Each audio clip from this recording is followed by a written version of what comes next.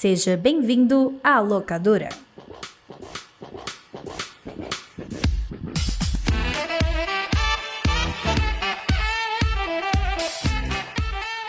Bem-vindos à locadora do Nicolas, a investigação ordenada e sazonal do audiovisual internacional. E eu estou aqui hoje com JP, PJ e Rudy. Opa, Caraca, foi bem. Somos uma entidade, né, cara? É tal qual o Cerberus, né? Na entrada do inferno. Cachorro de três A cabeças. gente é aquele meme, as três cabecinhas da Ghidorah, tá ligado? Somos o Tiamat, né? Do Cavalo Dragão. Mas é isso aí, gente. Locadora do Nicolas. Há quanto tempo? Há pouco tempo, porque tava tendo temporada ainda agora, viu, ouvinte? Aí você fica aí, ouvinte, me cobrando, eu me sinto pessoalmente atacado.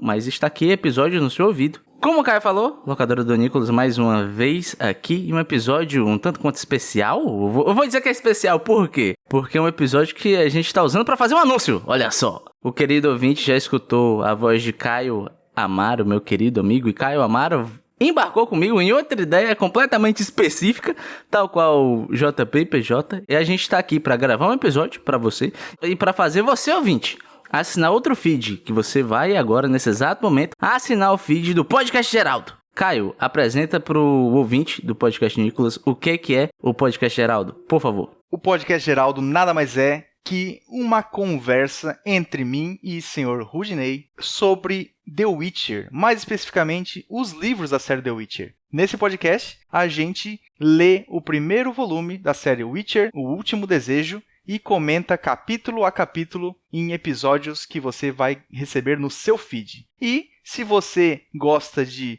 monstros, caçadores de monstros, né? Acho que talvez seja até o tema desse episódio aqui. Eu acho que você vai gostar muito de entrar nessa aventura com a gente e se divertir lendo um livro em conjunto, né? E não sozinho na sua casa, na escuridão, na chuva, né? Abandonado. É isso aí, cara. De mãozinha dada, na parceria. Vá lá, assine o feed e escute. Por que eles são chamados de Geraldo Cavalo? Incrivelmente, no primeiro episódio, o Rudy fala sobre o Odo Cavalo, como uma grande inspiração para ele começar o podcast. Com inspiração. Um abraço pra Mikan. Finado. A Mikan não, né? O outro cavalo. A Mikan não. A Mikan tá viva. Beijo, Mikan. Continue vivo, firme e forte. Você é uma querida. A gente te ama. Caralho. Eu fiquei um pouco preocupado. Eu também. Caralho, eu tô nervoso agora, bicho. Eu tô me tremendo. Mas, enfim, ninguém morreu, né? Mas a única coisa que vai morrer hoje são monstros mitológicos pelas mãos de um cabeludo super gostoso.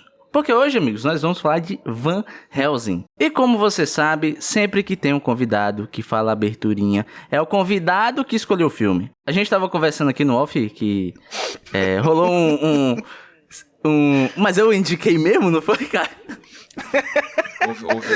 Eu fui induzido. Eu acho que eu fui induzido a indicar, mas no fim das contas, agora que tudo faz sentido, esse podcast, recomendação do podcast Geraldo, faz tudo sentido, eu tô super feliz e já confortável com a situação. Nos bastidores o pessoal não viu, mas rolou meio que um gaslighting, assim, né? Tipo, fui eu mesmo? Sim, foi você. Foi você mesmo. Então fui eu mesmo. Aí o coitado do Caio ficou me sentindo culpado, bichinho, por causa da influência negativa de Roberto Rudinei. Que é isso, gente? Pera lá, pô. Amizades. Parceria. Mas enfim, como eu falei, hoje a gente vai assistir Van Helsing, escolha do Caio. E unicamente dele. Exatamente. Mas para habituar o ouvinte a esse tema, eu vou pedir uma sinopse dada por PJ Brandão. Uma sinopse de Van Helsing. Van Helsing, de 2004, conta a história do Wolverine caçando Drácula. Basicamente é isso. Inspirado no clássico livro de Bram Stoker. Inspirado na contracapa, naquele texto de sinopse que tem, né? Porque é só isso mesmo que tem do livro. Que é basicamente o Van Helsing indo atrás de caçar monstros dessa época vitoriana. E o seu grande embate durante esse filme é em matar o amigão da vizinhança transilvânica, que é o Conde Drácula. E é isso, o filme basicamente, né? Uma boa sinopse, uma sinopse sucinta. Mas eu queria começar perguntando por você, Caio. Assim, primeiro, eu falei isso pros meninos aqui, né?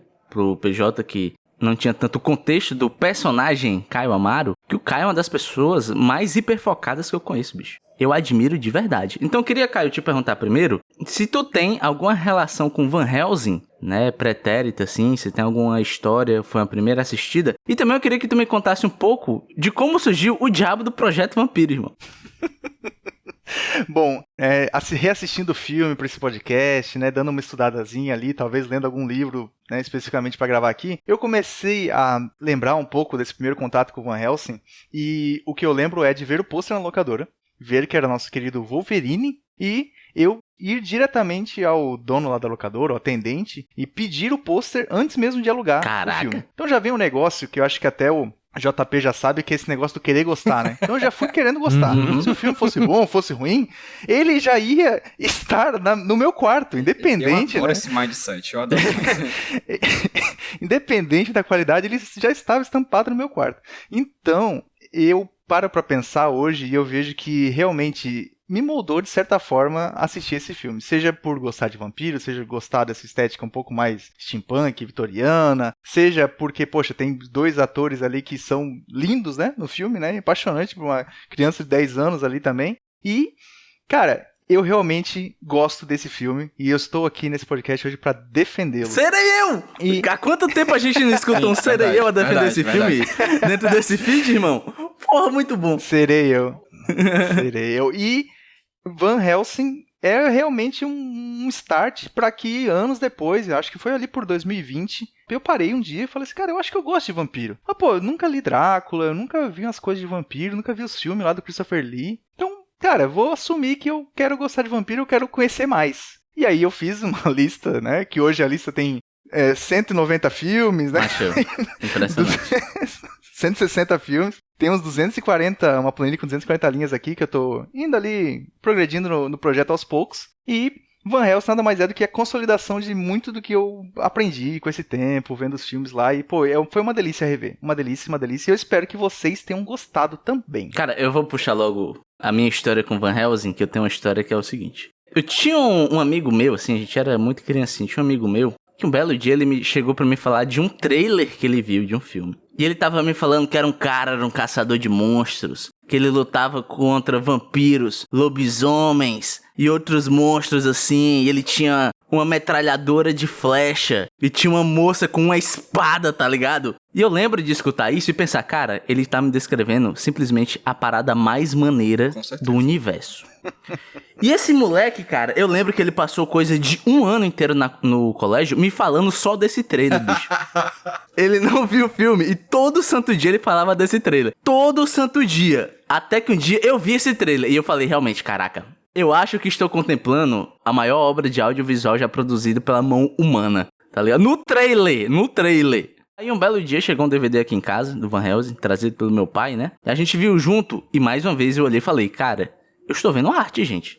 Então, quando eu era jovem, Van Helsing era um dos meus filmes preferidos da vida. Eu assisti esse DVD até, sei lá, fazer buraco, velho. Não só eu, como eu já contei várias vezes aqui como é que era a dinâmica de filmes na minha rua, né? Uma pessoa pegava um DVD muito da hora, assistia, achava massa e ia repassando para os amiguinhos. Então, Van Helsing rodou toda a minha rua, virou referência de filme entre eu e os meus coleguinhas. Revendo hoje, devo dizer que não achei tão da hora assim. Não é a maior obra de arte produzida pela mão humana. É um filme com várias questões, porém, contudo, todavia, é um filme que me contemplou. Eu fiquei muito feliz em ter reassistido Van Helsing, brother. Eu acho que eu me reconectei com o meu eu do passado, saca? Achamos um ponto em comum. Um elo perdido. Rude, eu pegava CD de disco, né? E pegava, virava ele e fingia que eram as serrinhas do Van Helsing. Manja? Claro, ficava cortando as coisas pela Caraca. casa. Eu também fazia isso, cara. A gente brincava de Van Helsing na rua, pô. É claro, maluco. Porra. A gente brincava de Van Helsing. Esse é o nível, Um era o tá Van, ligado? outro Helsing, né? Exatamente. Mas e tu, PJ? Você tinha algum contato com esse filme? Como é que é? Se você tinha a dinâmica do tráfico audiovisual na sua rua, o tráfico audiovisual na minha vida acontecia em ambiente escolar. E o traficante era eu. Eu hackeava DVDs que eu alugava, usava o conhecido Nero pra gravar DVDs. Vocês devem ter tido contato com o Nero. Grande. E eu gravava esses DVDs, eu usava outro programa que eu não lembro agora o nome pra quebrar a segurança, e eu fazia essas cópias e entregava pros meus amigos, assim, era só pra eles poderem ter acesso à informação aí. E aí, cara, de fato, era um grande filme da adolescência, assim, era um filme que chegou a arranhar bastante DVD, porque muita gente assistiu e virava esse assunto entre nós. Aí eu assisti agora. Tá que pariu, bicho. Eu gostei muito, Rude, de tu ter enfatizado. Eu acho que você ainda não enfatizou o suficiente, mas acho que durante o programa você vai enfatizar o fato de que foi o Caio responsável por essa indicação, né? Sim, claro. É porque eu tenho a quem culpar. Pelo fim da alegria do PJ adolescente de outrora, que tinha esse filme em grande amor, em grande carinho. Porque fui obrigado, por questões profissionais relacionadas ao podcast do qual produzimos, a ver esta porcaria de novo, entendeu? Caralho. Mas eu tô com ódio. Caralho. Mas eu comecei a ver esse filme 2 da tarde, eu terminei agora, Rude, 9h30, cara, da noite. Porque eu não conseguia assistir de uma vez só, porque eu ficava mexendo no celular, eu ficava parando assim, eu ficava fazendo outras coisas, bicho. Eu não conseguia, não me pegava, não me engatava. Mas assim, eu acho que é um bom filme pra se conversar, tá ligado? Pelo menos o papo é bom porque... Tá que pariu, vou falar mais nada não. Passei pro JP, pelo amor de Deus, tô aqui olhando pro nada, pensando em tudo. Vai, Jota, hable. Eu acho que o PJ tem um problema de atenção que pode ser tratado em terapia, com remédio também. Eu trato, pior é isso, eu tava medicado. Porque eu acho que eu vou me juntar aqui, meus amigos Caio e Rude, a defender um pouco mais esse filme do que o PJ, teoricamente. Acho justo. Rude mais, né? Rude mais. Eu vi esse filme criança umas 27 mil vezes. E eu revi em 2023, acho que o Caio também estava lá quando fomos revisto. Eu não lembrava de metade do filme. Estava. Acho que no dia eu não prestei nenhuma atenção. Mas hoje eu prestei. E é legal, pô. Esse filme é uma farofa inacreditável. Mas é legal, eu gosto das referências que ele tem a filme de terror antigo. Ele gosta do clima, né? E o filme é dirigido pelo cara que dirigiu A Múmia. Não tinha como ser tão ruim assim, né? Porra, a Múmia é foda. Uhum. Inclusive, a Múmia é o único monstro que faltou aí nesse filme, foi a Múmia. Ela tava cansada, né, bicho? Já tinha feito o filme dela, fez 3, teve Escorpião Rei, a bichinha. Ela quis férias. Se tivesse o Van Helsing 2, ele ia atrás do Imhotep. Sim. Eu não sei se vocês já tiveram contato com alguma entrevista do diretor desse filme. Não, esse Stephen Sommers, assim. E, cara, ele parece o cara mais Snyder de sua época, assim, porque... O jeito que ele descreve como ele teve a ideia do Van Helsing, ele falou assim, cara, depois da Múmia eu tava tão cansado, eu queria fazer um filme sobre 2 pessoas conversando na praia. Aí eu começo a pensar, e eu penso, pô, mas se tivesse um vampiro? E se esse vampiro fosse o Drácula? E se aparecesse o Frankenstein? Como é que eu ia justificar o Frankenstein na praia? E no final ele disse que teve a ideia do filme Van Helsing e não tinha mais nem praia, nem 2 pessoas conversando. Só tinha tudo o resto. Não, peraí, mas tem um pouco de praia, Caio. Caralho! Não, então, no final tem um pouco de praia, né? E é um negócio tão assim, porque daí eu fui ver uma entrevista do Hugh Jackman, e ele falava assim, ó, que foi muito curioso gravar o filme, porque a direção que o Stephen Sommers dava era assim, chegava uma cena que ele tinha que gravar a primeira cena. Aí ele chegou pro Hugh Jackman e falou assim, ó, cara, essa cena aqui vai ser a cena-chave do filme do teu personagem. Aí ele falou assim, please, don't suck. E deixou. Essa era a instrução que ele ganhava do Stephen Sommers. Então, eu imagino ele meio Zack Snyder das ideias, sabe? De tipo, isso é muito massa, vamos fazer assim, engraçado e tal. Não tinha muito planejamento, muita coisa nesse sentido. Porra, cara, sensacional. Entrando um pouco mais no filme, gente, eu vou falar de uma parada que eu gostei. Eu gosto muito como ele adapta algumas coisas de personagens clássicos, né? Pô, no começo você tem o Médico e o Monstro, o Frankenstein é um dos personagens principais, né? O Drácula, obviamente, é o vilão, mas ele dá uma subvertida, né? Até o próprio Van Helsing, né? Um personagem meio clássico de literatura e no cinema também. Tivemos o bom Van Helsing recentemente, inclusive, né?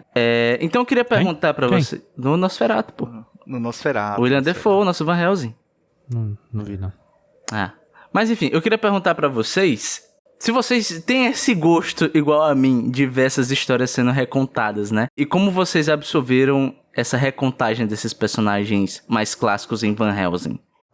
Eu gosto bastante, Rudy, e acho que, inclusive, era o Zeitgeist, assim, do momento. Tava dando uma pesquisada, eu fui atrás de outros filmes que me lembraram a época, só pra saber se eu tava ficando doido em relação ao tempo em que eles foram lançados. Liga Extraordinária é de 2003, o inspirado na obra do Alan Moore, que faz a mesma coisa, basicamente ali pegando personagens clássicos daquela literatura da época, né? A gente tem nesse filme, por exemplo, a personagem feminina mais importante é a Kate Beckinsale. Sim. Que também estrelou um filme sobre vampiros e lobisomens, que também repagina o clássico numa visão um pouco mais filme de ação, inspirado nos Matrix, né, de 99, no X-Men de 2000, que é o Anjos da Noite. Então, parece ser bem daquela época mesmo, a ideia de pegar esses gêneros, por exemplo, desse terror, assim, mais pop da literatura e jogar ação em cima e jogar aventura em cima. Coisa que depois a gente vai ver, por exemplo, nos João e Maria, Caçador de Bruxa, o Abraham Lincoln, Caçador de Vampiro.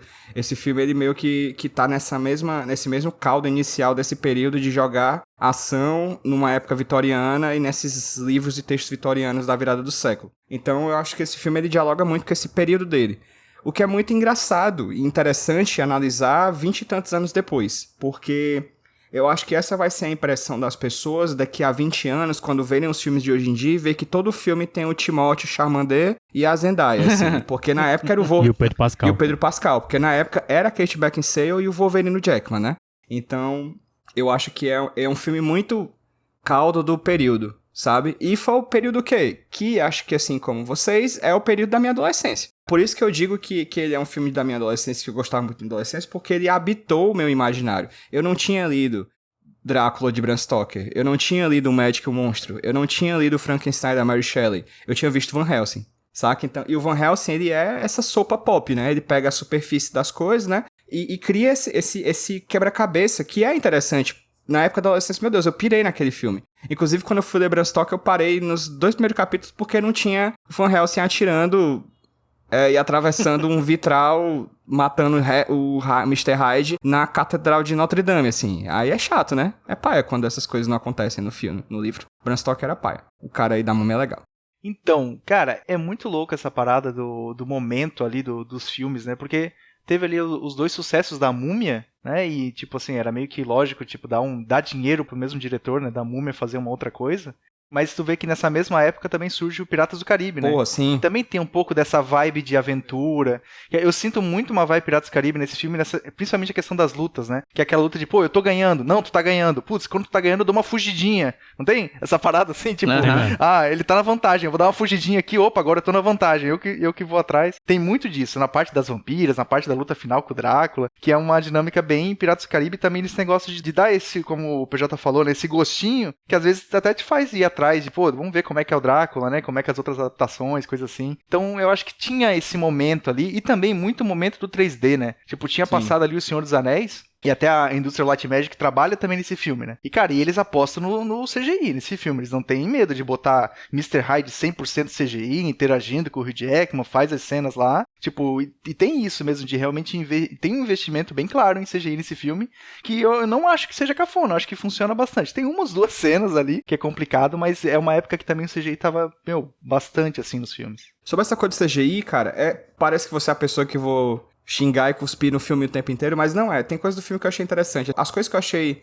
problemáticas são muito problemáticas, mas aí eu deixo pra depois. Sobre o CGI, o que o Caio falou tá muito na minha cabeça, sim. Eu senti muito desbalanceado às vezes, cara. Às vezes eu tinha uma cena em que eu ficava encantado pelo CGI. Talvez a coisa que mais tenha me encantado o CGI, que é uma das coisas que até hoje eu relembro. Muita gente fala desse filme com uma certa nostalgia positiva, é a dinâmica da transformação das noivas do Drácula. Dos vestidos pras asas e das asas pros vestidos. E é muito impressionante, assim, sabe? Ainda hoje tem momentos que eu acho muito impressionante esse filme, como ela faz essas transições. Mas ao mesmo tempo, nas mesmas cenas em que isso acontece, às vezes quando elas morrem, por exemplo, quando elas são perfuradas por flechas com água benta, porra, é muito horrível, mal feito, horrível. velho. Caralho, é a mesma cena, Com Caio. a cabeça cortada, né? Bicho, é a mesma cena, galera. É o mesmo momento. E é muito desbalanceada a qualidade, assim. Parece que a galera, tipo, no finalzinho... A gente tá no final da cena, bora fazer? Qual é o orçamento que a gente tem? Bicho, acabou, ó. Só tem um pacote de creme crack aqui e 2 biscoitos piraquê. Aí era aquilo que tinha que fazer, entendeu? E aí eu acho muito desbalanceado a qualidade. Tem momentos que é impecável. O Mr. Hyde é um negócio que é impressionante, real. Eu vendo assim, caralho, bicho, que coisa bem feita, ainda mais pra época, né? Mais de 20 anos atrás. E aí tem essas transformações do Drácula super rápido no final que eu fico... Entendeu? Tipo, gemendo de dor.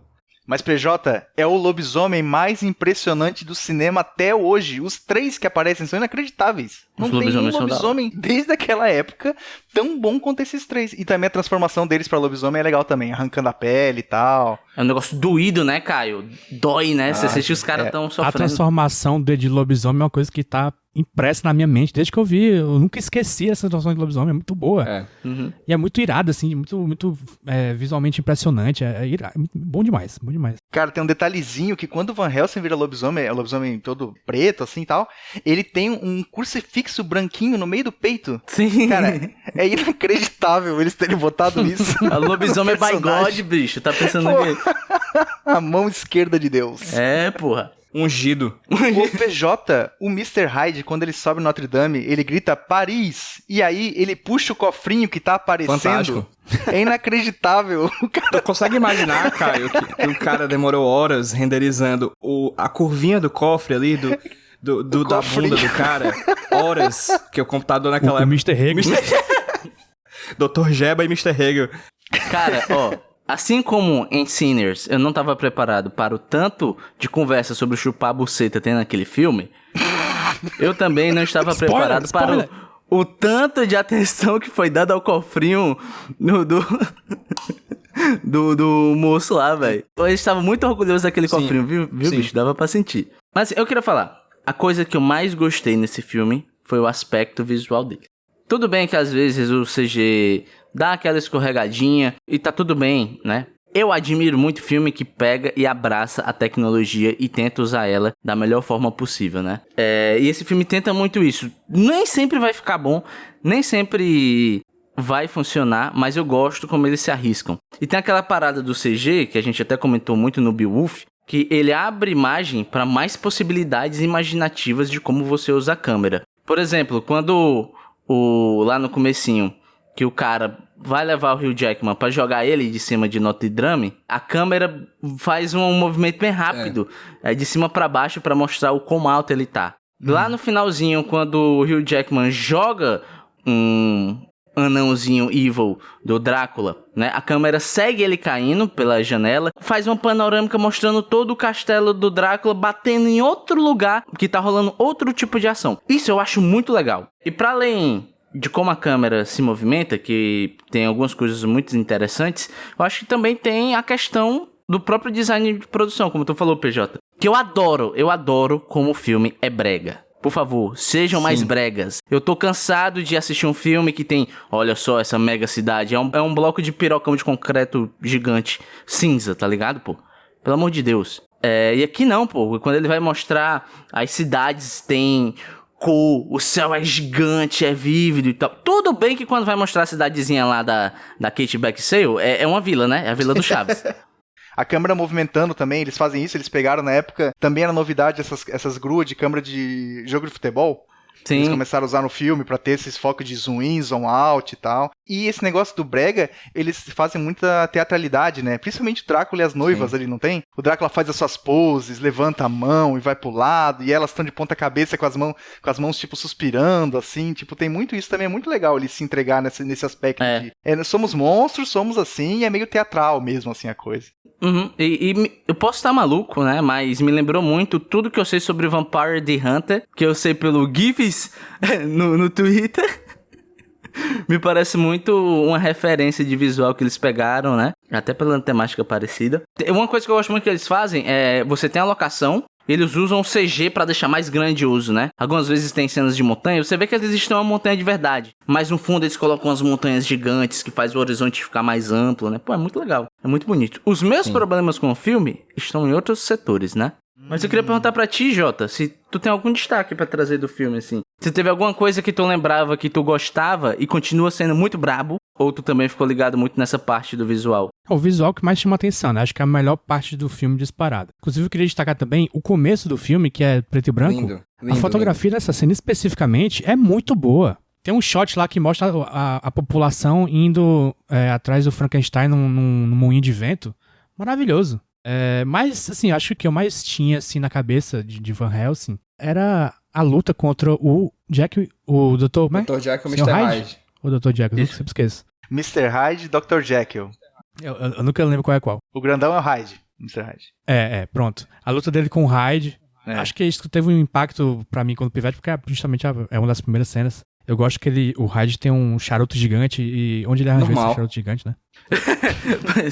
Uma coisa que me chama a atenção hoje em dia, vendo esse filme, é o quanto ele parece um spin-off de Castlevania. Sim. Que é uma coisa uma referência que eu não tinha quando era pivete, mas agora eu tenho. Nossa, é muito igual a Castlevania. Tanto se você viu o desenho ou se jogou os jogos, você vai ver coisa muito igual ali, cara. A Kate Beckinsale tá fazendo cosplay de Alucard e ela parece muito qualquer design de outros jogos Castlevania. O Van Helsing é um dos Belmont. É muito bom. E essa mistura de monstros e tal. Uma coisa que não tem nada a ver com o filme, mas é uma coisa que me chamou a atenção. Em teoria, tem uma referência a Castlevania na trilha sonora. Na hora do baile, quando o Drácula revela o Van Helsing, toca um tan, dan, dan, que é um temazinho do Castelo do Drácula do Symphony of the Night. Atenção, pô, vou ter que ver essa cena de novo. É que, tipo, pode ser uma coincidência, mas é tão coincidência nesse momento que tá mostrando o Drácula tocar isso que é realmente, parece que é real uma referência. Até assim. os gadgets que ele tem me lembra Castlevania, tá ligado? Total. Pô, ele tem a bombinha, né? Total. Ele joga cruz, essas coisas, porra toda. Isso na época também tinha um boato que ele ia ser o 007, né? Hugh Jackman, né? Eu até resgatei uma revista 7, lembra da revista 7? Eu resgatei as que eu tinha sobre a época pra ler sobre o filme, e tem uma entrevista que eles perguntam pro Hugh Jackman, né? E esse boato, ele ser o 007? Ele fala, cara, fui eu que plantei esse rumor aí pra ver se colava. Caraca, gente. Olha, em retrospectiva, E não. tem muito essa vibe 007, né? Tem muito essa vibe ali, ele vai lá, pega os equipamentos e tal. Cara, tem um PowerPoint inacreditável. Como é que é aquele PowerPoint Caraca, que mais me tira do bicho. filme, cara? Vê umas imagens HD do nada. É muito...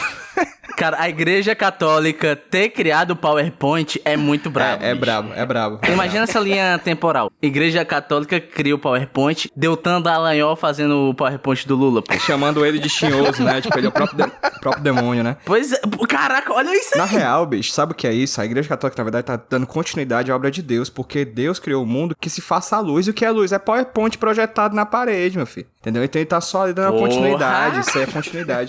Pra mim, a cena mais foda desse momento James Bond pegando os acessórios é ver os figurantes, que cada um deles tem uma indumentária de uma religião diferente, tá ligado? Sim. Tipo, passa um cara com o cabelinho judaico, assim, aí tem um cara muçulmano lá atrás, aí passa um monge budista na frente, tipo, a aliança, né, deles é como se fossem as religiões do mundo unidas pra destruir as forças do mal. É muito interessante isso, sabe? Vale a pena pausar de vez em quando nessa cena pra ficar passeando. Mas foi falado de Vampire the Hunter, foi falado desse filme, foi falado de Castlevania e foi falado de brega. Sabe qual é a coisa brega que une todas essas obras, ao meu ver?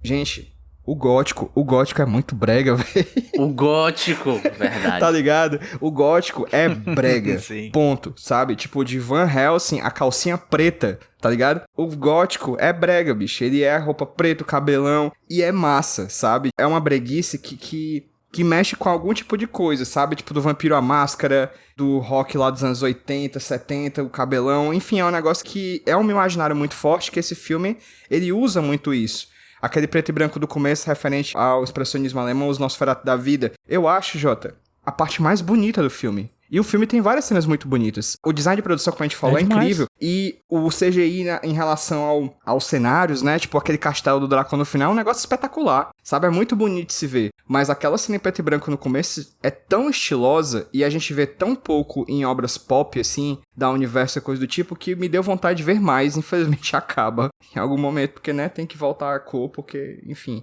tem que voltar. Mas eu acho a coisa mais bonita do filme, aquele começo. É muito impactante. Relaxa que Homem-Aranha tá vindo. Tá vendo aí? Mas uma coisa também, ô PJ, é que quando o brega é assim, de um jeito tão positivo, eles chamam de camp, né? Ah, é? Que Os jovens chamam isso hoje. É um jeito, não é coisa de jovem, não. Pô, tem texto da Susan Sontag falando de camp, eu fiquei chocado. Ela que inventou Sabia essa não. porra.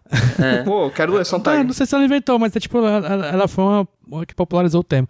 É tipo, é o brega que é tão brega que fica legal, a estética dá a volta. O brega cool.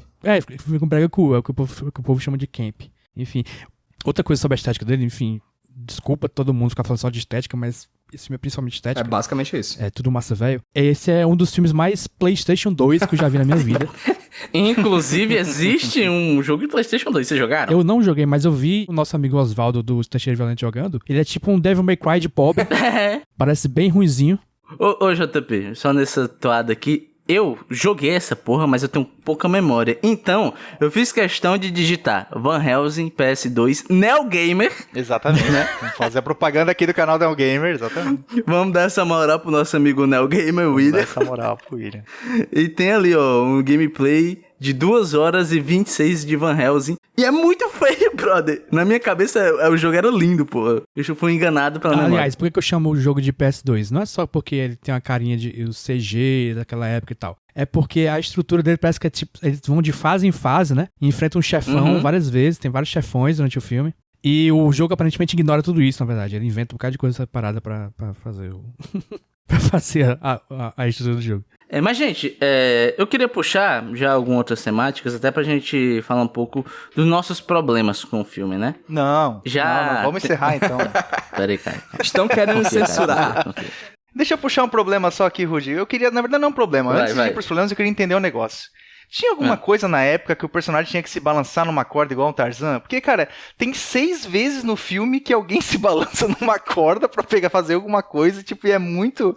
É demais no filme, assim, acontece muitas vezes com vários personagens diferentes. Todos os personagens desse filme balançam numa corda. A mesma corda, inclusive. Corda no final. A mesma corda com personagens diferentes, né? O personagem corda devia estar nos créditos do Cara, filme. e o engraçado é que ele dá um jeito de meter um trampolim, não? Como é o nome? Aquele negócio que balança no circo? É o... Caralho. Trapezista, tá ligado? É um trapezista, sendo que eu pensei... Pô, Sim. por que você tá metendo trapezista, irmão? Aí eu já vi a galera balançando a corda 300 vezes, eu não precisava de uma desculpa pra ter. Apenas coloque ter 2 cordas. Pois é, pô. Cara, e antes de ir pras coisas ruins, eu queria só dar um destaque no personagem que eu gosto muito nesse filme, assim, que ele tem pouco tempo de tela, que é o Coveiro. Cara, eu gosto tanto de eles chegarem na cidade e vir esse personagem Coveiro e começar a medir eles. Pô, eu acho muito bom.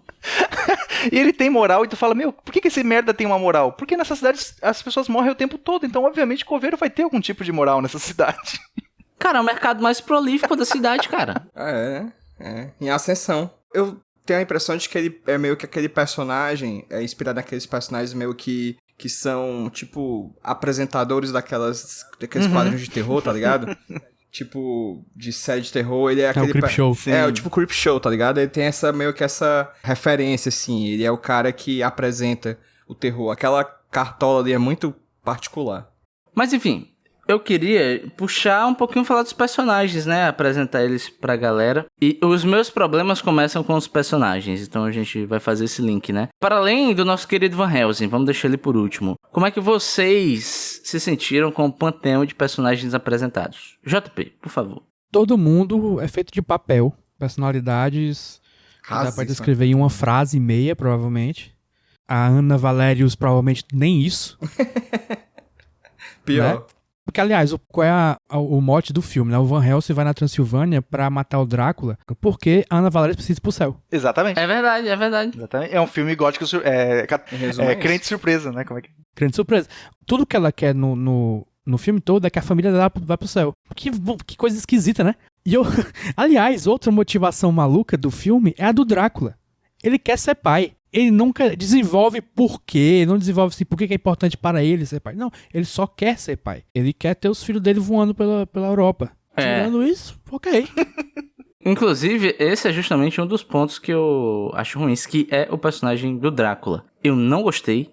O ator, eu acho que fazia tempo que eu não... Gente, tem um podcast sobre Nicolas Cage, gente. Sobre Nicolas Cage. E fazia tempo que eu não via alguém tão ruim no trabalho de atuar, meu brother. Puta que pariu, como esse senhor é terrível.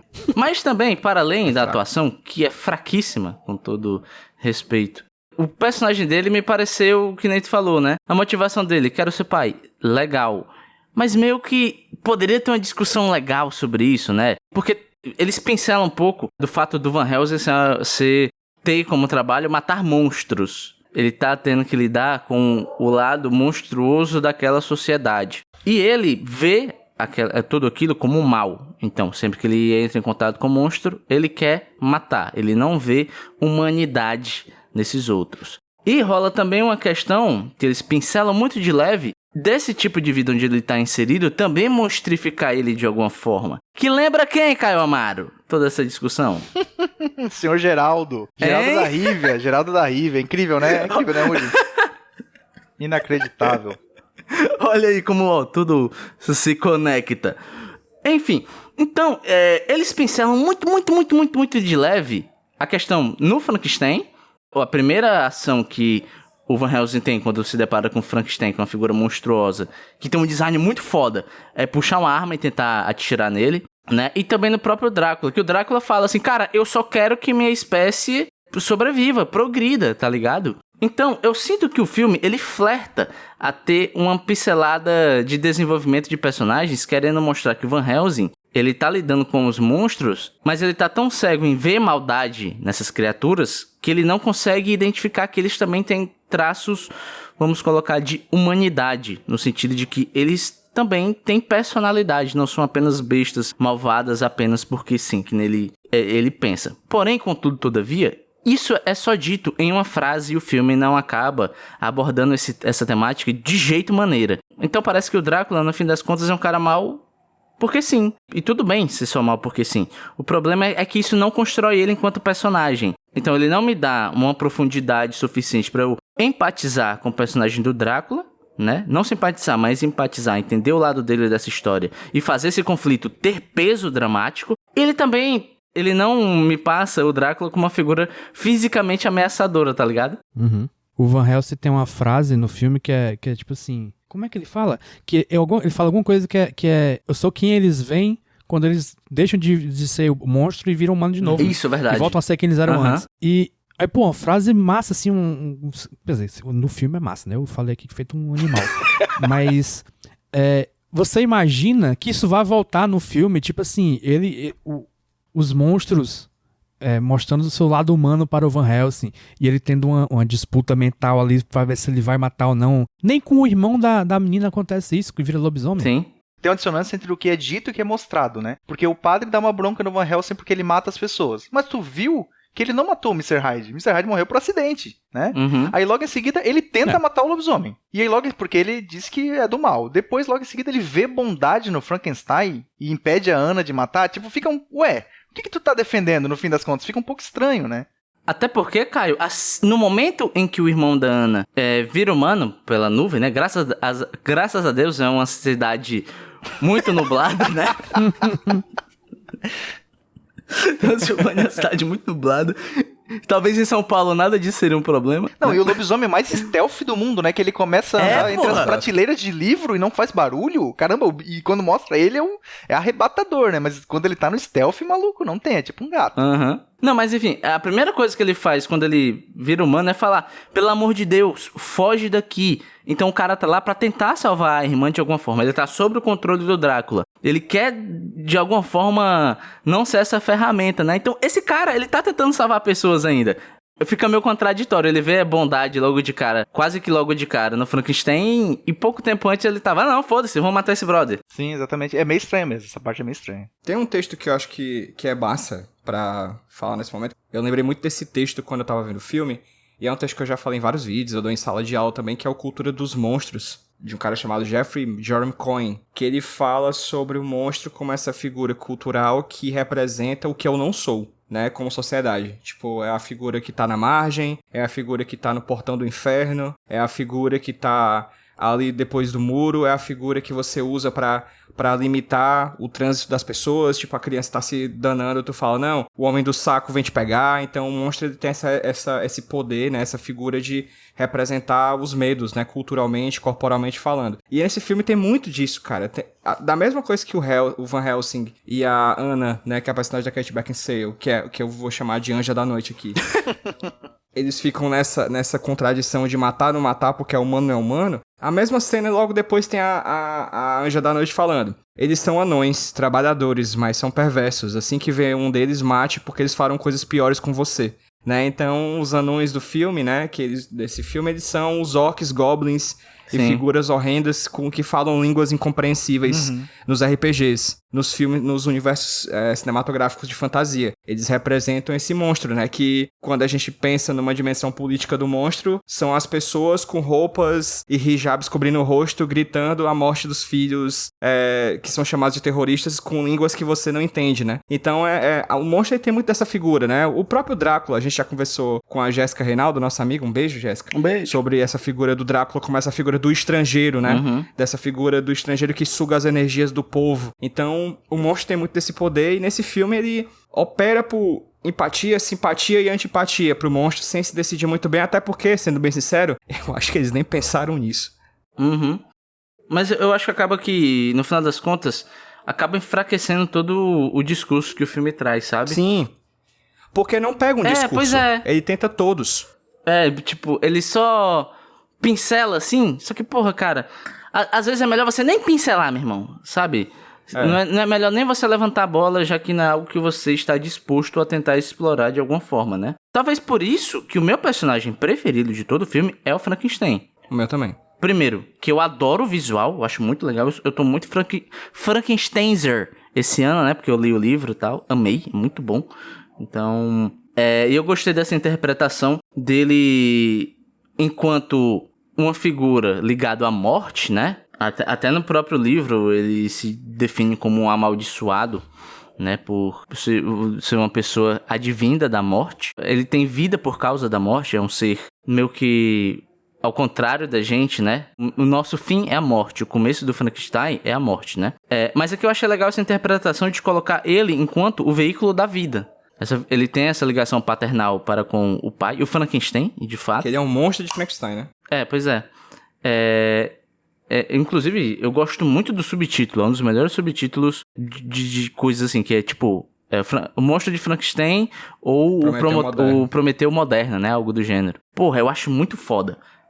Enfim, ele é essa figura de vida que seria a ferramenta para fazer com que os filhos do Drácula de fato sobrevivam. Eu achei legal ele ter um martírio de se ver como ferramenta. De ter perdido o pai cedo e se ver como ferramenta. E não se ver colocado nesse mundo enquanto ser, porque ele se vê enquanto ferramenta. Uma ferramenta que pode ser usada para o mal. E é por isso que ele se retrai, ele não quer sair para ter contato com o mundo, né? Eu acho muito interessante esse personagem, porém, contudo, todavia, todos os outros é meio que, Qualquer né? coisa. A personagem da Kate Beckinsale, meu Deus do céu. A Kate Beckinsale tá, inclusive, uma das atrizes, né, do mundo. Ah, sim, sem dúvida. Desse filme. As noivas, pô, bem qualquer coisa. Cara, ela tá Bela Campo das ideias, tá ligado? Rafa Kalimann. Esse é o nível, brother. Com todo respeito a Rafa Kalimann. Até o Hugh Jackman, que é bom. É. Quer dizer, a Beckinsale deve ser também, né? Eu não vi outros filmes dela. Mas o Hugh Jackman geralmente é bom e nesse filme tá daquele jeito. Uma das noivas casou com o Drácula, Olha aí. sabia? Olha A morena. Deu certo. Mas alguma coisa boa saiu desse filme aí, ó. O amor. Casou com o O Drácula. amor monogâmico, né? Porque no filme é não monogâmico. O amor monogâmico. E o Igor é aquele ator da Múmia também, acho que é Benny, aquele traidor da Múmia, lembra? Nossa! No final fica com sim. esse cara velho, só que ele tá cheio de maquiagem, né? Só que é aquele mesmo ator que sempre tá E com o tá mais diretor. bonito nesse filme, né?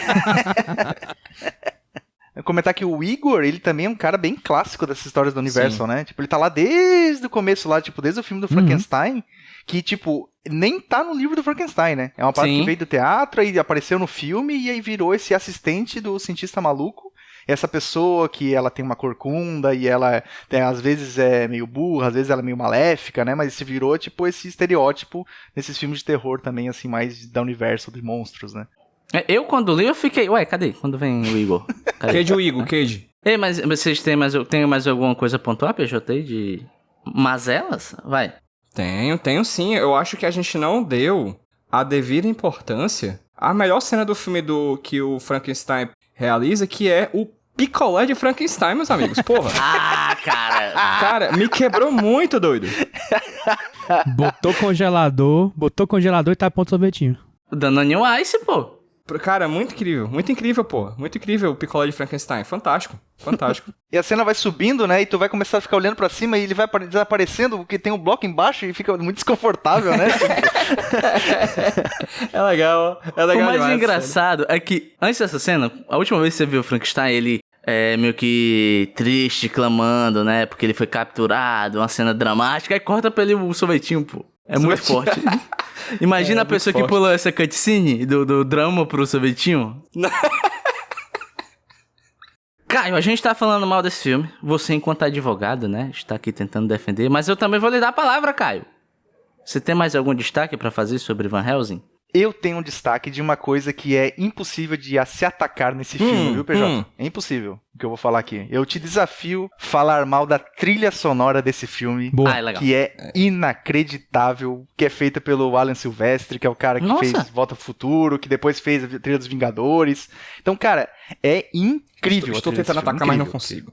Não, mas a trilha realmente é excelente e eu acho muito legal que a trilha, ela que dá o tom de tudo, né? Porque Da a aventura, ambientação... Exato! É um filme de aventura, apesar de... Tipo, a ambientação é toda soturna, gótica e tal. Então, o que faz ter o clima de aventura, de verdade mesmo, é a trilha. Ela que dá o tempero pra transformar isso numa aventura. E Sim, foi a instrução do próprio diretor, ele falou que não Foi queria uma muito trilha legal. de terror e tal, e aí o Alan Silvestre meteu um aventura, meteu o coral de 60 vozes, o cara botou tudo assim na trilha, tudo que podia. É, porque se não tivesse era Bloodborne, né, Caio? Parece muito Bloodborne, né? Pô, Parece com certeza demais, aí, Miyazaki se inspirou em alguma coisa. Pô, e falando em jogo, tem a DLC desse podcast aqui, né, Rudy? Que eu não sei se algum dos integrantes aí fez a tarefa completa de assistir a animação Van Helsing, Missão em Londres, Putz, é verdade, que cara. se passa antes desse filme. Eu ia te pedir pra tu me passar, só que eu não consegui ter tempo. Pô. Ô, PJ, se tu acha que o filme é ruim, essa animação de 30 minutos.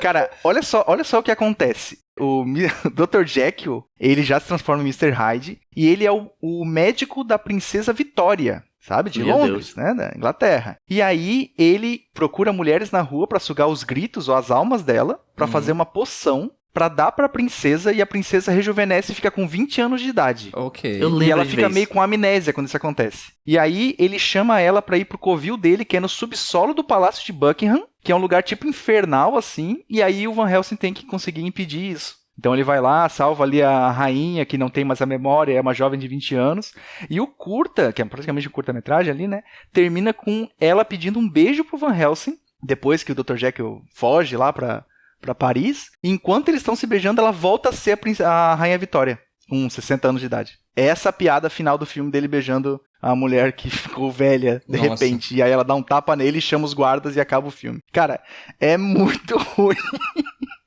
Quero ver. Eu lembro de ver isso também e achar... Não vejo. Não tem nada. Também era a parada mais da hora do mundo, viu, Caio? Quando eu lembro. A única coisa que acontece é que tu vê que é muito claro inspirado no Vampire Hunter D. Porque daí a animação ele fica mais parecido ainda. Ah, Com o chapéu, aí. o casaco, assim. Mas, cara, nada, não se salva nada dessa animação. Muito triste, muito triste. Porra, muito bom. Mas sim, gente, chegou a hora de quantificar esse filme em números através de uma nota. Lembrando que nossa nota aqui no Locadora do Nicolas é de 1 a 9, porque a gente deduz um ponto só pelo vacilo original, que é não ter Nicolas Cage nesse filme. Que é como Deus chamou, né? O vacilo original.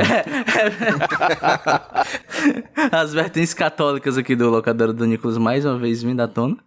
Mas eu vou pedir para Caio Amaro, né, bicho? Que é um Van Helsing de carteirinha até o presente momento, até o dia de hoje e até o dia futuro também, pelo que notamos. Dá suas notas e também suas considerações finais, Caio. Cara, eu não tenho como não dar 9 pra esse filme. Eu acho que se eu não desse 9, eu estaria traindo a mim mesmo. Né? Traindo traindo o que eu virei, o que eu me tornei hoje. A sua No fim das história. contas, eu olho pra trás e, pô, no fim das contas, a culpa é de Van Helsing. Pro bem ou pro mal, a culpa é de Van Helsing. Eu acho que, poxa, ver esse filme hoje com outra cabeça e tal, não tem como não lembrar de eu criança, então tem muita nostalgia envolvida e tal, e é uma aventurona, então, pô, muito legal, muito maneiro, e, pô, tô muito feliz de quem tá aqui ouvindo com a gente, quem conseguiu ver o filme de volta, fico pena pelo PJ, mas fico pena, mas eu acho que, de certa forma, agrega em alguma coisa, e é isso aí. Muito que bem, eu vou dar minhas notas também, gente. Para o filme eu vou dar uma nota 3, Nossa! com um certo pesar no coração.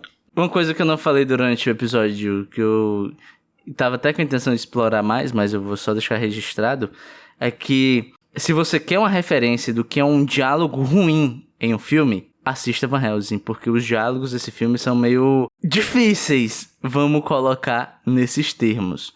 Mas existe, de tudo que a gente falou, né, esteticamente ele é interessante, tem algumas coisinhas que se você espremer muito dá pra tirar discussões interessantes, né? Mas se você quiser mais ampliado, vai escutar o podcast Geraldo mais uma vez. Tem uma coisa nele que eu achei muito legal, que é esse clima de aventura. Eu acho que eu sinto falta, sabe, cara? De filmes com esse ar mais aventuresco. Filmes que te pega pela mão e fala, vamos nos aventurar? Uma vibe mais divertida de encarar a contação de história, a ação e tal. Que, não sei, o que a gente tem no presente momento de padrão em filme de ação são os John Wicks, né? Que o John Wick é um filme de ação e drama. Eu amo de paixão o John Wick. Amo demais, gosto muito mesmo. Porém, contudo, eu sinto falta dessa vibe que não falei de aventura. Uma coisa mais ligada ao próprio Indiana Jones, ao Piratas do Caribe. E que são filmes que te convidam a se divertir através da ação. E esse filme tem um pouco disso. Ou seja, bom ou ruim, ele tem uma vibe que eu queria que fosse mais explorada no cinema atual. Então é isso. Apesar de tudo, eu gostei de ver esse filme, gostei de revisitá-lo. Apesar da nota ser, né, complicado. JP, você aí, suas notas. Eu, enquanto terceira pessoa do time que gostou do filme, vou estar no meio termo entre vocês, né? Que é, eu vou dar um 6. Porque esse filme é muito bom, assim, e também é bem ruinzinho. Assista, você gosta de uma farofinha? Assista. Pois é. PJ Brandão, suas notas. E, seja sincero, você recomendaria para uma pessoa inocente assistir esse filme? Não, inocente não, mas que cometeu crime como pena, eu acho... Não, brincadeira. Eu acho que é um filme que tem seus méritos, assim, principalmente na questão estética, e acho que algum de vocês da gente falou que o filme é estética, e é isso, basicamente, assim, se tem alguma coisa pra ser elogiado do filme é estética. Porque eu acho que a grande coisa do filme que me incomodou, quando eu tava assistindo, eu lembrei eu acho que é uma lista chamada Os 22 Princípios da Pixar, que são alguns diretrizes ali de como as galeras escrevem os roteiros da Pixar. E tem uma das coisas que me veio na cabeça, que me incomodou muito quando eu vi esse filme, que é o seguinte, a dica é tipo, se você for criar acidentes na vida do personagem principal, dos protagonistas, que sejam acidentes pra tornar a vida do protagonista mais difícil. Tipo, alguma coisa vai dar errado pra atrapalhar o protagonista, não pra tornar mais fácil, né? Acidentes não devem tornar a vida do protagonista mais fácil pra resolver algum problema. Porque aí a Gaudi, fica parecendo que o universo tá ajudando ele. E puta que pariu, bicho, esse filme é isso o tempo inteiro, tá ligado? Tipo, eles encontram o Frankenstein sem querer, eles encontram uma pista pra achar o caminho pro castelo do Drácula sem querer, enquanto tá escorado na parede. A cena do cabo, do Frankenstein balangandando de um lado pro outro, que ele estava com esse cabo nesse balanço, o amigo do Wolverino e a Anja da Noite. Rapaz, é um negócio assim que eu disse, meu... E ela pega esse cabo voltando. Uma seringa. Pô, pega uma seringa aí, a seringa é fogo mesmo. O cabo que vai, ele faz o retorno e pega a mão contrária também, né, na via. Esse cabo é tão foda que ele é capaz de fazer uma baliza, pô. Esse cabo aí deve ter, tipo, as 3 carteiras, sabe? Tipo, ABCD, sei lá. É isso, o filme inteiro é cheio de coincidências e acidentes que tornam a vida dos protagonistas muito mais fácil. E isso me incomodou muito como história, né? Então, pra mim, o filme é nota 3 também. E o 3 é pela estética, pura e simplesmente. Porque, como filme, eu acho ele muito... Ele tornou a minha... Ele suspendeu pra lá da minha descrença. PJ, e essas coincidências, eu acho que até, tipo, se a gente analisa pensando história de Drácula, de filmes de Drácula, assim, até os méritos que ele teria nesse sentido histórico de filme de Drácula são coincidências também. Porque, por exemplo, a gente tem lá o do Drácula do Bram Stoker, tem muito aquele do amor eterno, né, dele com a mina e tal. Só que de tabela, aquele Drácula do Bram Stoker também fala sobre o Van Helsing sendo o inimigo eterno do Drácula, né, porque lá no passado ele era o padre, né. E tem alguns filmes lá da época da Hammer que já trazem isso, que trazem, tipo, o Van Helsing velhinho, mata o Drácula, e aí depois o neto do Van Helsing tem que derrotar o Drácula, né? É com uma parada de genealógica, né? Isso, esse filme traz de volta, mas na ação, né? Na porrada, ele vai ter que derrotar o Drácula no soco. E fala que, ele é o Gabriel, uma referência ao anjo Gabriel, e eles viajam lá longe, mas meio que nesse sentido de são eternos inimigos e tal. Uhum. Até essas coisas que, tipo, às vezes fica legal, tu vê que, cara, é mais coincidência do que intencional, assim mesmo. Dadas as considerações, JP, nós temos uma média. Temos uma média. A média para Van Helsing é de 5,2 de 9. Foi alto? Olha aí, ó. Honesto. Achei justo, pô. Assista Van Helsing. Assim, eu poderia dar uma dica melhor pra você, ouvinte, se existisse um ser, não um ator, um ser dentro dessa história. Que é nada mais, nada menos que Nicolas Cage. Vamos agora para o mundo dos sonhos e vamos pensar como Nicolas Cage como Nicolas Cage, tal qual uma peça de Lego, se encaixaria nesse filme. Eu vou roubar, tá? Porque eu sou o host, eu vou usar esse poder. E dizer que o Nicolas Cage já foi vampiro 2 vezes, eu acho. E ele já foi Drácula em um filme medíocre. Sim. Né? Por que não retirar o Drácula de Nicolas Cage de um filme medíocre e colocar em outro filme medíocre? Talvez assim nós teríamos uma soma. Então, aquele Drácula do Renfield aqui, eu acho que levaria esse filme pra caramba. Porque você ia ter um Drácula foda e além de ser interpretado pelo Nicolas Cage. Caio Amaro, onde você encaixaria Nicolas Cage aqui? Ô, Rudy, você está preparado? Essa é a pergunta que eu quero te fazer. Estou, cara. Porque assim, ó, eu pensei, assim, eu sou o diretor Stephen Sommers, recebi uma segunda chance pra fazer uma sequência de Van Helsing e botaria Nicolas Cage na história. Gostei dessa linha.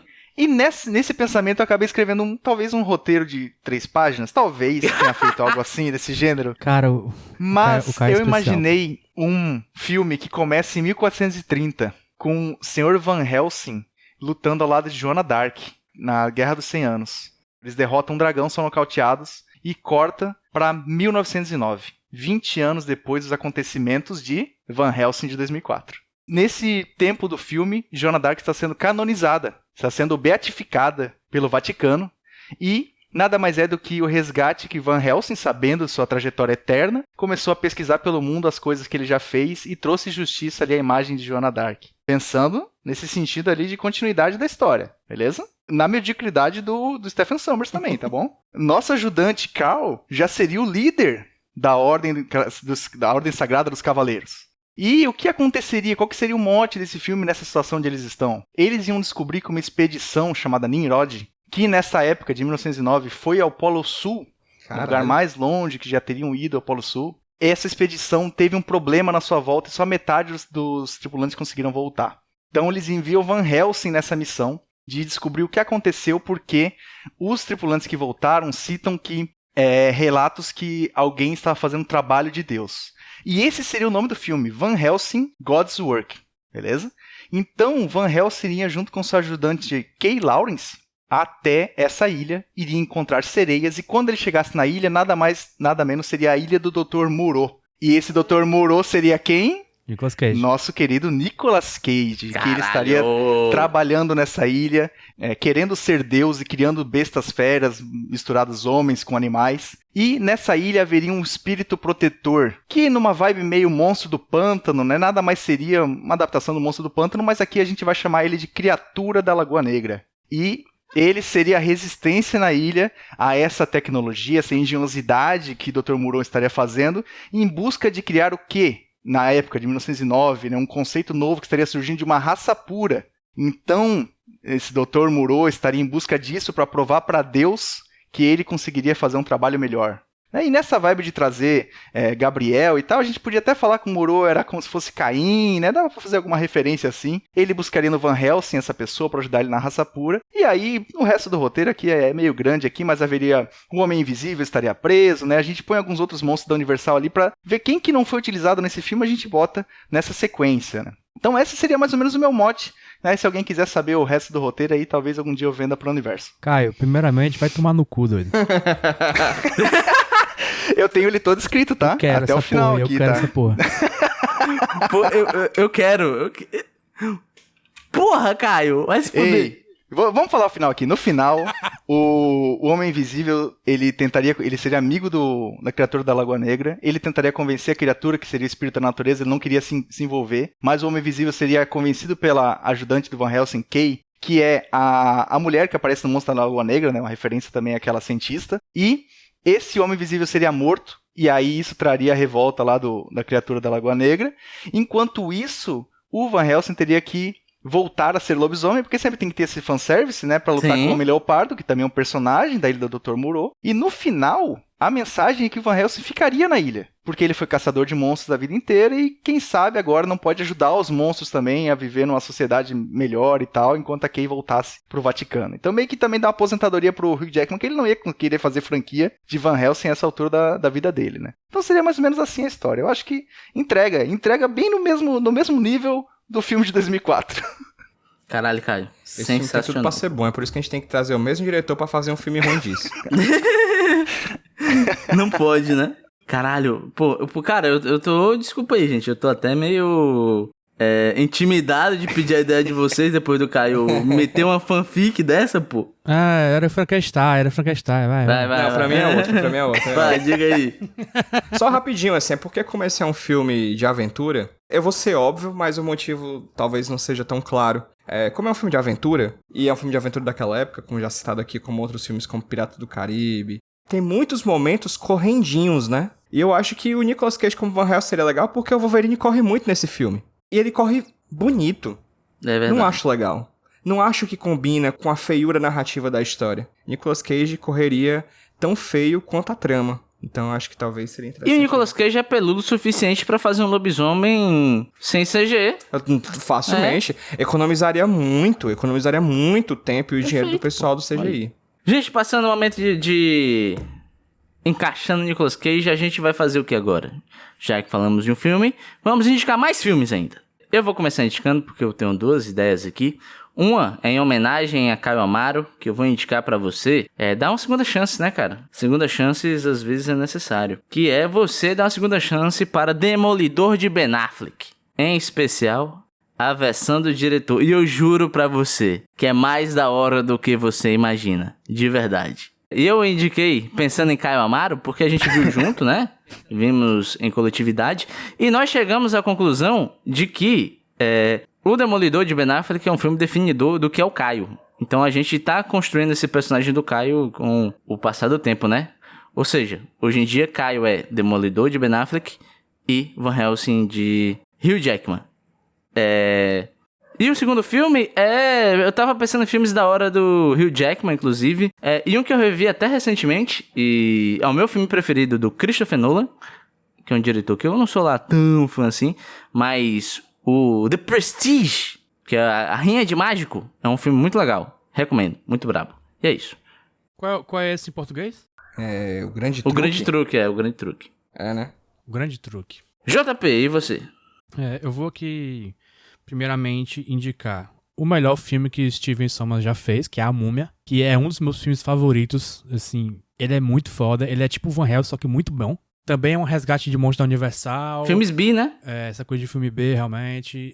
Aventura lá no talo, Brenda Fraser no ápice da sua carisma. A Rachel Weisz linda, só tinha uma sobrancelha muito feia.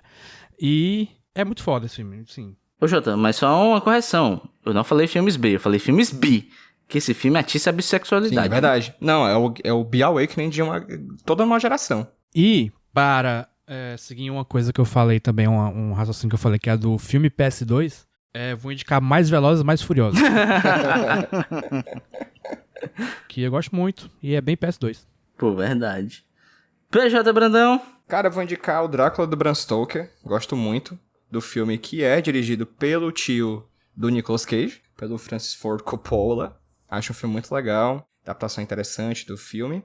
E vou indicar um filme que tem a ver com o Van Helsing. Não vou dizer por quê, porque eu acho que ir a esse filme, sabendo um pouco dele, é uma atitude, é um mindset interessante, que é o filme brasileiro As Boas Maneiras.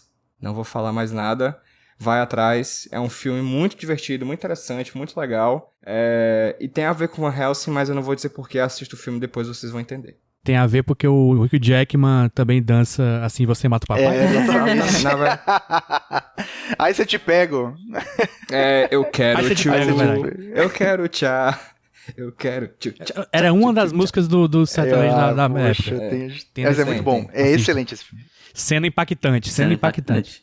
Muito bom. Caio, e você? O que você tem de indicações? Bom, pessoal, eu tenho 3 indicações, né? Acho que esse que é o padrão.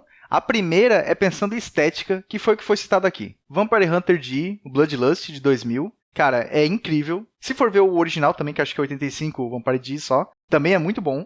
Mas, cara, é visualmente um deleite assistir esse filme. Outro, que daí é uma questão assim, dê uma chance. Quem gosta de vampiro, quem gosta de uma coisa um pouco mais engraçadinha.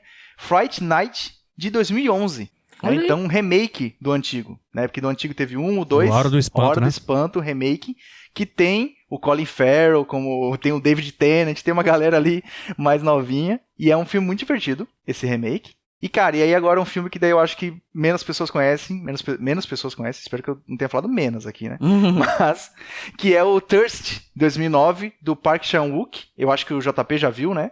Que também Não traz vi essa... ainda. Não viu? Cara, Tá na minha lista há muito tempo. é muito bom, é muito bom. Fala ali sobre o vampiro, mas, cara, é uma pegada diferente, é uma pegada... É muito único, assim, tipo, da lista de vampiro, de filmes de vampiro que eu fui assistindo, esse foi um que, meu, se destacou muito, assim, e é muito bom mesmo. Então, recomendo Thirst 2009. Rude, Oi. desculpa, vou indicar mais um filme. Vai. Que o Caio falou de Thirst, que é um filme coreano de vampiro, com uma abordagem diferente. Vou indicar também um filme coreano de vampiro com uma abordagem diferente, que se chama Coming Out. Ah, sim. Que é tipo, se assumindo. Esse é massa também. Pô, Que esse é bem curtinho e tem no YouTube. É bem curtinho no YouTube, exatamente. Olha. Não confundir com o Coming Out do Godzilla, que teve também o curta que também chamava Verdade. Coming Out, Que também é muito bom. que também está no YouTube. Gente, é isso. Caraca, muitos filmes. Confira um post. Tem muita coisa legal pra você conferir no post. Pra você montar a sua listinha de desejos aí. E também tem, Jota, vamos falar disso. Que tu coloca no Letterboxd, né? Se eu não me engano. Lá no meu Letterboxd, no perfil JP_Martins, tem uma listinha chamada Locadora do Nicolas Indicações. Eu listo todos os filmes que foram tanto discutidos como indicados de maneira extensiva e cansativa. Olha aí, você Fantástico. ouvinte, faz um projetinho aí de conferir toda essa lista. Eu acharia interessante, mas eu não faria, por isso tô mandando você fazer. Enfim, gente, chegando ao fim do podcast, primeiramente vamos agradecer ao Caio. Obrigado, Caio, pela participação. Obrigado, Caio. Espero ter sido divertido, Caio. Desculpa, gente, desculpa. Por você ter indicado esse filme, né? Ah, desculpa por eu ter indicado. Obrigado esse por ser um único responsável.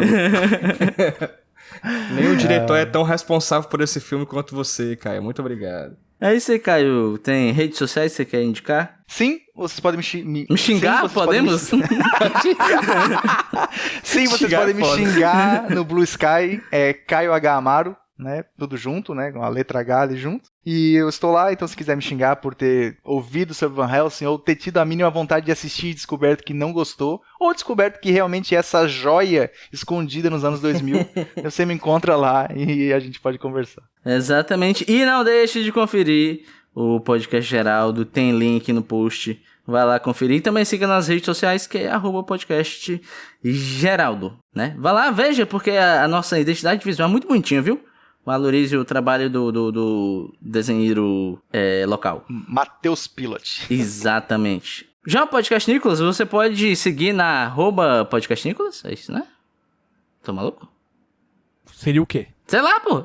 Então, eu tô dizendo, siga aí, ó. Onde tiver, você joga o @. Se tiver, é a gente. Se não tiver, aí nós não estamos, né?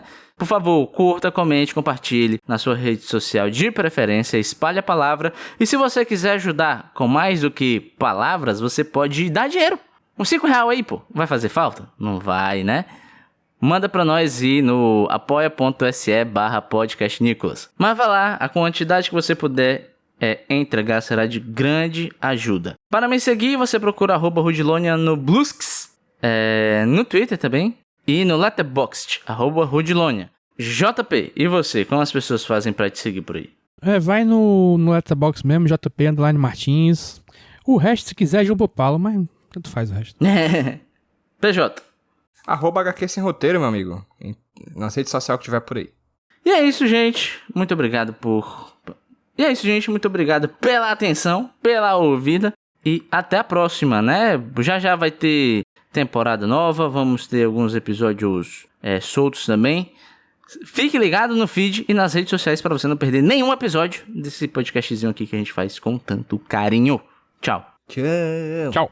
Tchau, tchau, pessoal. Nos vemos no locador do Nicolas sobre Morbius. Ei, não. Pera aí, não. Calma lá.